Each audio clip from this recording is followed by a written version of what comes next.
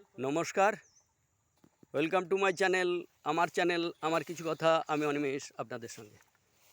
আজকে আমার বিষয় বেনু গাছ। বেনু গাছ সম্ভবত যে সমস্ত কলকাতায় পয়সাওয়ালা মানুষ আছে তাদের বাড়িতে দেখা যায় যে টবে সাজানো রয়েছে বেনু গাছ। কিন্তু গ্রামের আমরা যারা, তারা কিন্তু বেনু গাছ সম্বন্ধে আমরা তেমন ওয়াকিবহাল নই এবং আমরা জানিও না কোনটা বেনু গাছ বলে। আমি দাঁড়িয়ে আছি, দেখুন, এটা কিন্তু এক ধরনের বাঁশ। এটাকে বলা হয় বেনু বন। এখানে দেখতে পাচ্ছেন আমার আশেপাশে যে জঙ্গলগুলো রয়েছে, এগুলো কিন্তু সবই এই বেনু বন।